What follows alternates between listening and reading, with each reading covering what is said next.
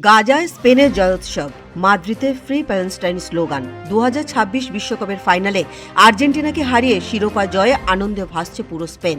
তবে এই জয়ের ঢেউ কেবল ইউরোপের বুকেই আটকে থাকেনি, পৌঁছে গেছে হাজার মাইল দূরের যুদ্ধবিধ্বস্ত গাজাতেও।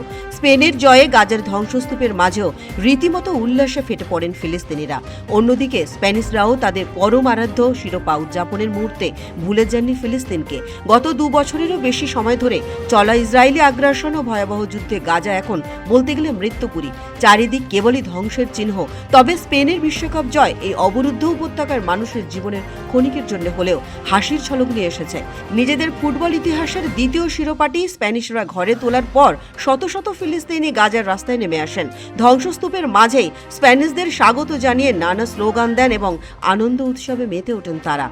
গাজায় যখন স্পেনের জয়োৎসব চলছে, ঠিক তখনই স্পেনের রাস্তায় দেখা গেল আরেক অভূতপূর্ব দৃশ্য।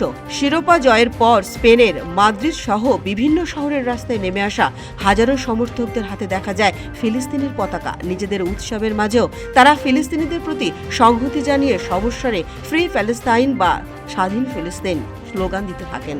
তাদের এই উদযাপন প্রমাণ করেছে ফুটবলীয় আনন্দের মাঝেও ফিলিস্তিনিদের প্রতি স্প্যানিশদের জোরালো সমর্থন অটুট রয়েছে।